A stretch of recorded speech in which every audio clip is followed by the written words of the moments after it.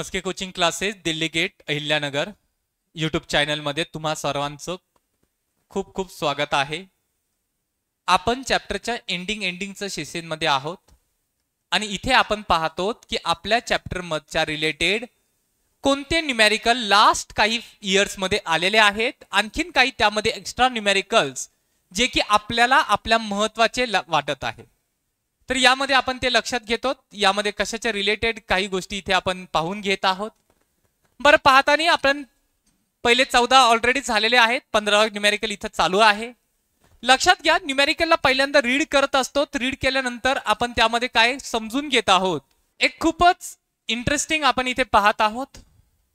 पाहत असताना आपल्याला लक्षात येत आहे की क्वेश्चनची अलाइनेशन काय आहे ते पहिल्यांदा आपल्याला इथे कळणं गरजेचं आहे। क्वेश्चन काय म्हणत आहे रे, तर क्वेश्चन सांगत आहे the equation of simple harmonic progressive wave. बरं, इक्वेशन कशाची आहे, तर इक्वेशन आहे आपल्या प्रोग्रेसिव्ह वेव्हची, सिंपल हार्मोनिक प्रोग्रेसिव्ह वेव्ह। आपली जी वेव्ह आहे ती वेव्ह कशी आहे रे, तर ती wave simple harmonic progressive wave आहे। ती वेव्ह कशी आहे, तर ती वेव्ह आपल्याला सिंपल हार्मोनिक प्रोग्रेसिव्ह वेव्ह आहे। बरं, ही जी सिंपल हार्मोनिक प्रोग्रेसिव्ह वेव्ह आहे त्याची इक्वेशन आपल्याला दिलेली y which is equal to the 8 sin in bracket of 0.02x minus 4t centimeter and the speed of a wave will be the, आपल्याला काय find करायचं आहे, आपल्याला स्पीड फाइंड करायचं आहे। बरं, आपल्याला ही जी वेव्हची इक्वेशन दिली, मला एक सांगा general equation of progressive wave किती काय आहे रे, general equation that y which is equal to the, सांगू शकाल, that will be the a sin kx minus omega t. This is a general equation regarding our that is a progressive wave. Progressive wave ची general equation आहे। बरं, ही जी equation त्यांनी दिलेली आहे y which is equal to the 8 sin that will be the 0.02x minus that will be the 4t, ही त्यांनी equation दिली। बरं, ह्या दोन इक्वेशनला कंपेअर करतो, इथे आपल्याला k च्या जागे काय आपल्याला लक्षात येत आहे, k म्हणजेच काय रे, तर के म्हणजे 0.02 आणि ओमेगा म्हणजे किती, तर ओमेगा म्हणजे 4। मला एक सांगा, व्हेलोसिटीचा फॉर्म्युला तुम्हाला आठवतोय का के आणि ओमेगाच्या रिलेटेड? यस, आठवत आहे। दॅट विल बी द 4 म्हणजेच ओमेगा डिवाइड बाय के, हा आपल्याला व्ही चा फॉर्म्युला आहे। That velocity which is equal to omega divide by K. Omega किती आहे, 4, आणि के किती आहे, दॅट इज 0.02। हा पॉइंट आपण कॅन्सल करूयात, 1 2 10⁻², -2 वर जाईल तर काय होणार, +2 म्हणजे 400, 2 1 जा 2 2 जा, दॅट इज अवर व्हेलोसिटी किती झालेली इथे, 200 metre per second. This is our velocity. म्हणजे जर एखादा particle simple harmonic motion that is the progressive wave perform करत आहे, जर एखादा पार्टिकल काय करत आहे, प्रोग्रेसिव्ह वेव्ह आपल्याला परफॉर्म करत आहे, ती इक्वेशन दिलेली आहे। ह्या इक्वेशनला आणि जनरल इक्वेशनला कंपेअर करतो, कंपेअर केल्यानंतर के ची व्हॅल्यू किती आली, 0.02 के ची व्हॅल्यू आहे। ओमेगाची व्हॅल्यू किती आहे, दॅट इज 4, म्हणजे v is equal to omega के आपल्याला माहित आहे, which is equal to the that is 4। Omega किती आहे, ओमेगा आहे आपल्याला 4 आणि इथे के किती आहे, 0.02। पॉइंट कॅन्सल केला, 2 पॉइंट शिफ्ट केले, 10⁻², -2 वर जाईल +2 म्हणजे 200 झाले, 200 म्हणजे 2 1 जा 200 जा, 200 metre per second. This is my velocity. बरं, पुढेच आपण जाऊयात नेक्स्ट क्वेश्चन। बरं, मला एक सांगा बरं, हा याच्यातला ऑप्शन कुठे दिसतोय, तो option D. Option D is our right option. Option D ला इथे राईट करत आहोत, पुढे जाऊत आहात।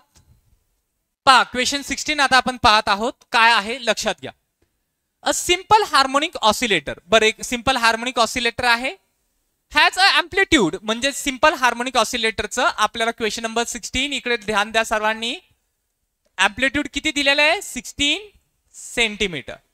अ simple harmonic oscillator has an amplitude 16 centimetre आणि त्याचा पिरियड म्हणजे टी दिलेला आहे, तो किती दिलेला आहे, 4 सेकंड। बरं, पुढे काय म्हणतात, the interval of an time required by a travel a distance, distance किती ट्रॅव्हल करत आहे, डिस्टन्स म्हणजे एक्स ना रे, बरं एक्स किती ट्रॅव्हल करत आहे, 16 सेंटीमीटर टू 8 सेंटीमीटर। बरं, 16 सेंटीमीटर मायनस 8 सेंटीमीटर किती राहील रे, 8 सेंटीमीटर, म्हणजे एक्स ची व्हॅल्यू एवढी आहे। बरं, एक लक्षात घ्या बाळांनो, आपण इथे क्वेश्चनला पहिल्यांदा रीड करून समजून घेऊयात, काय म्हटलंय, काय सांगतात ते, एक सिंपल हार्मोनिक ऑसिलेटर आहे। बरं त्याच्यामध्ये जो अँप्लिट्यूड आहे, अँप्लिट्यूड किती दिलेला आहे रे, म्हणजे 16 सेंटीमीटर. अँप्लिट्यूड किती आहे, अँप्लिट्यूड हा 16 सेंटीमीटर आहे. आणि पिरियड, पिरियड म्हणजेच काय, that is a capital T. Capital T किती दिलेला आहे, 4 सेकंड. बरं काय म्हणतात, the interval of an time required to travel a distance. Distance कुठून कुठे, 16 पासून 8 म्हणजे 16 - 8 सेंटीमीटर डिस्टन्स ट्रॅव्हल करायला आपल्याला काय किती नेमका टाइम लागत आहे ते आपण इथे फाइंड करत आहोत. पण मला एक सांगा, यामध्ये सिंपल हार्मोनिक ऑसिलेशन मध्ये आपलं जी इक्वेशन आहे, general equation, that A which is equal to the X is equal to A cos omega T. X किती आहे रे, एक्स 8 आहे. ए किती आहे रे, ए 16 आहे. Cos omega T. बरंच 8 × 1 = 8, 8 × 2 = 16. That will be the cos inverse. आपण इकडे घेऊन यात, that will be the omega T which is equal to the cos inverse 1/2. Cos inverse 1/2 म्हणजेच काय, कॉस 60. कॉस 60 म्हणजेच किती, π/3. बरोबर. तर याला आपण π/3 च्या फॉर्म मध्ये लिहिणार. तर यामध्ये that will the omega, omega म्हणजेच काय रे, 2π/t into capital T, that will be the π/3. का पहिले 60 लिहू परत π/3 करू, तुम्ही म्हणता ना तसं. कॉस 60 जे आहे ना, तर कॉस 60 आपल्याला किती असतो, π/3. बरं पाय इथे काय होणार, कॅन्सल होणार. त्यानंतर इथे काय होणार, आपण टी आपल्याला कॅपिटल दिलेला आहे, तो किती आहे, तो आपल्याला 4 दिलेला आहे त्यामध्ये इथे त्यांनी, that is a 4 into T which is equal to 1/3. That will be the T which is equal to, आता आपण काय करूया, 2 × 1 = 2, 2 × मल्टिप्लाय करूया 2/3. तर 2/3 म्हणजे किती रे, 1.5 सेकंड. त्यांचं काय म्हणणं आहे, ठीक आहे, त्यांनी इथंच थांबलेले 2/3 सेकंड. कुठे ऑप्शन, ऑप्शन बी. लक्षात घ्या क्वेश्चनची आलायनी. आणि एक लक्षात घ्या, बरेचशा वेळेस मुलांची एक चुकीची मानसिकता आहे की एमसीक्यू म्हणल्यावर तिथल्या तिथंच टुक्का मारायचं किंवा तिथल्या तिथं ऑप्शन काय ते ठरवायचं नाही. एमसीक्यू जरी म्हटलं तर असं तुम्हाला सोडावं लागतं, कुठंतरी त्याचा आन्सर शोधावं लागतं आणि मग ते लिहावं लागतं. बरेचशा वेळेस मुलांची एक अशी भावना आहे की एमसीक्यू म्हटल्यावर इथं लिहिता आम्ही काय विचार करणार, बरं 4 असेल, 4चं काय असेल, बरं हे 16 दिलंय, बरं 16 हे 8 दिलंय, बरं हे 4 दिलं, डिवाइड करू का काय करू, असे विचार करतात. तसं काही नाही बाळांनो, तसं तुम्हाला स्टेप वाईज व्यवस्थित तुम्हाला सोडून कुठेतरी पाहायचंय, त्याचा व्यवस्थित आन्सर आणायचा आहे आणि त्यानंतर तुम्हाला टिक करायचं आहे, हे तुम्ही लक्षात घ्या. तर यामध्ये दॅट विल बी द, इथे काय एक तर आपल्याला टोटल मार्क भेटतात किंवा सगळे मार्क जातात. एक्झॅक्ट उत्तर आपल्याला माहित पाहिजे. मग आपल्याला काय दिलंय, सिंपल हार्मोनिक मोशन मध्ये अँप्लिट्यूड 16 आहे, टाइम पिरियड 4 सेकंड आहे, आपल्याला डिस्प्लेसमेंट जो आहे 16 ते 8 ते आहे 8 सेंटीमीटर. बरं X is equal to A cos omega T. X किती आहे, 8 आहे. आपल्याला ए किती आहे, that is 16 cos omega T. बरं ओमेगा टी इकडेच आहे, दॅट 6 8 × 1 = 8 × 2 = 16. आपल्याला हा तिकडे जाईन, that omega T is equal to cos inverse 1/2. आणि इथे काय करतो, कॉस हाफ किती आहे रे, कॉस हाफ 51 आणि कॉस 60 जो आहे π/3 आहे, पाय कॅन्सल, दॅट टी ची व्हॅल्यू काय 4 आहे, 2 × 1 = 2, 2 × 4 आणि 2 तिकडे जाईल, that 2/3. and this is our finalized answer. बरं त्यानंतर पुढे पाहूयात. बरं क्वेश्चन काय म्हटलेलं आहे ते समजून घेणं गरजेचं आहे. यामध्ये एक खूपच सिंपल फॉर्म मध्ये आपल्याला इथे काही गोष्टी लक्षात घेऊयात. Periodic time of angular oscillator of a bar magnet is proportional to. आपला जो पिरियॉडिक टाइम आहे, what basically periodic time, periodic time म्हणजे काय, the time taken by a particle to complete one oscillation, that is called as a periodic time. आणि bar याच्यातला हा second last topic आहे, आठवतंय का आपल्याला. आपण एक बार मॅग्नेट आहेत आणि बार मॅग्नेट आपण एक्सटर्नल मॅग्नेटिक फील्ड मध्ये प्लेस करतो. एक्सटर्नल मॅग्नेटिक फील्ड मध्ये प्लेस केल्यावर त्याच्यावर एक टॉर्क अप्लाइड होतो आणि तो रोटेट होत आहे. तर त्याचा जो टाइम पिरियड आहे त्याच्यासाठी एक फॉर्म्युला आपण काढलेला आहे, आठवत असेल तर तुम्हाला पहा. आणि त्या ज्यावेळेस तुम्ही वाचणार पहा बरं. आणि मग तिथंच विचारलेलं आहे, that will be the square root of an ratio of an movement of inertia to the magnetic field and this is a formula. तुम्हाला आता तो फॉर्म्युला इथे रिकग्नाइज होत असेल. आपला जो टाइम पिरियड आहे अँग्युलर ऑसिलेशन मध्ये आपल्या बार मॅग्नेटच्या, तो कशाला प्रपोर्शनल आहे रे, तर square root of an our ratio of magnetic movement to the magnetic field. Magnetic movement आणि मॅग्नेटिक फील्डचा जो रेशो आहे त्याला तो डायरेक्टली प्रपोर्शनल आहे आहे ते आपल्याला इथे लक्षात येत आहे आणि option C is the right one. तुम्हाला हा फॉर्म्युला मी विचारला होता, हा जो फॉर्म्युला आहे जिथे मी सांगत आहे हे सर्व, तर ते मी इथे सांगत आहे that T which is equal to the that 1/2 pi under root of that is our mu B I. हा वाला फॉर्म्युला मी तुम्हाला विचारत होतो, लिहिलाय कुठेतरी? हा ठीक. याच्यावर मग मला इथे लक्षात आलेलं आहे that is a movement of inertia आणि मॅग्नेटिक फील्डला तो प्रोपोर्शनल आहे आणि तिथून आपल्या ते डोक्यात येत आहे. ठीक आहे, पुढे जाऊयात. बरं, त्यानंतर एक 18 पाहूयात काय आहे. एक खूपच सिंपल लाईनचा पुढचा क्वेश्चन आपण घेत आहोत आणि त्यामध्ये काय पाहत आहोत एक लक्षात घ्या. A body performs linear simple harmonic motion that execute a force. बरं, एक बॉडी काय करत आहे? Linear simple harmonic motion perform करत आहे. त्यावर किती फोर्स एक्झिक्यूट होत आहे रे? तर तो फोर्स आहे F is equal to 0.2 newton. And when displace through a 4 centimetre from a mean position. Mean position पासून त्याचे डिस्प्लेसमेंट आहे ते किती होत आहे? ते 4 सेंटीमीटर. म्हणजेच that will be the x किती आहे? That is a 4 centimetre. Its force constant will be the. आपल्याला काय करायचं आहे? फोर्स कॉन्स्टंट म्हणजे आपल्याला के फाइंड करायचं आहे. मला एक सांगा, पहा, एक काय म्हटलेलं आहे? एक बॉडी आहे आणि ती काय परफॉर्म करते? ती linear simple harmonic motion perform करत आहे. त्या लिनियर सिंपल हार्मोनिक मोशन मध्ये त्याच्यावर त्या बॉडीवर फोर्स किती एक्झिक्यूट होत आहे? फोर्स किती एक्सपिरियन्स होत आहे? 0.2 न्यूटन. आणि त्याच्यामुळे ती डिस्प्लेस करत आहे 4 centimetre from a mean position. त्यावेळेस आपल्याला फोर्स कॉन्स्टंट फाइंड करायचा आहे. पहा, लिनियर सिंपल हार्मोनिक मोशन म्हणजे काय रे?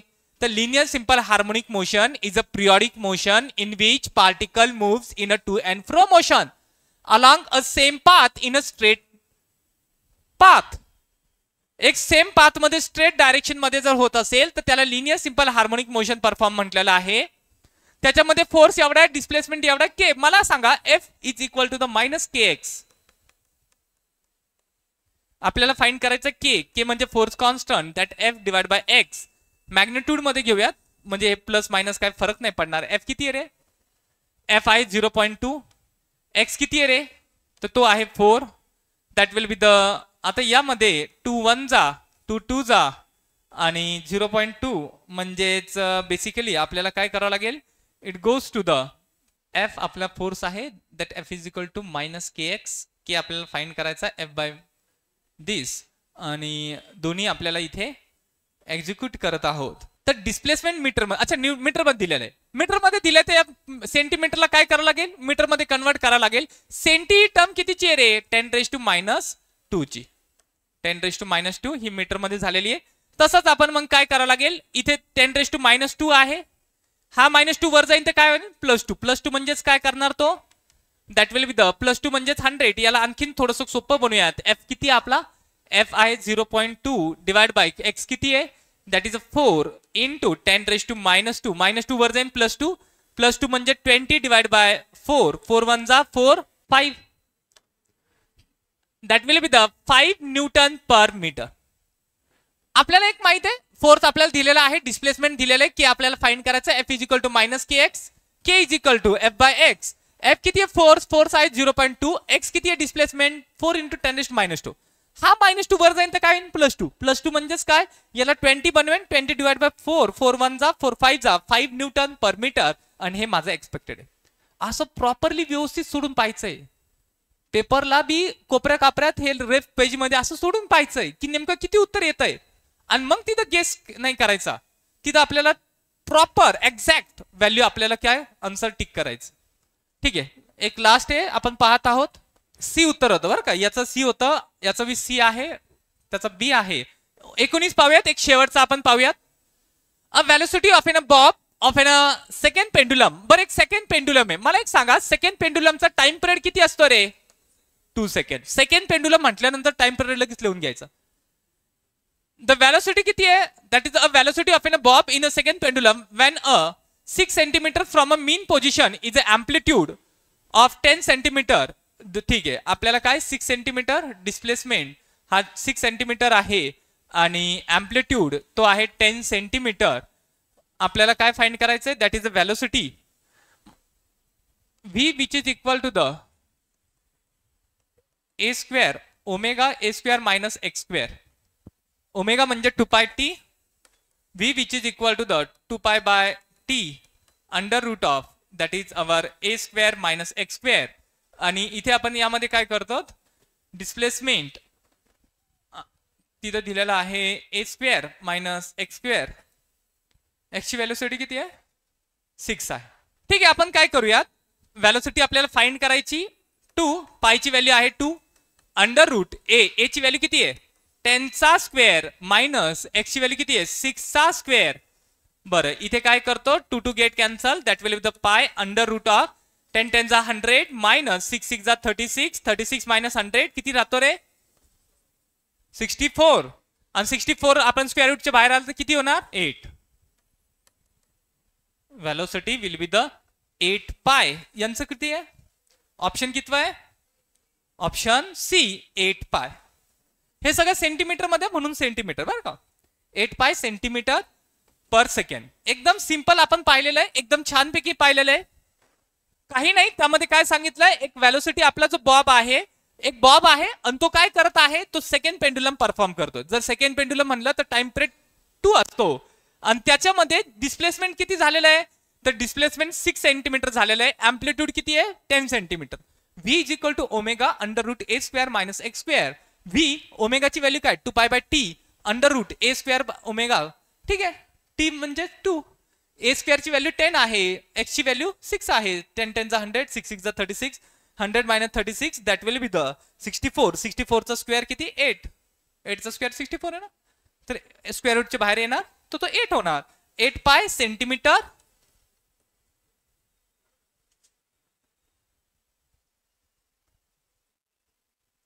ठीक आहे या प्रकारे आपल्याला आपला पूर्ण चॅप्टर आज संपलेला आहे. आपण त्यांनी संपूर्ण थेअरी संपूर्ण डेरिवेशन न्यूमेरिकल डायग्राम्स एक्झॅक्ट सर्व काही खूप व्यवस्थित पाहिलेलं आहे. इवन त्याचे सॉल्ड असतील अनसॉल्ड असतील न्यूमेरिकल्स.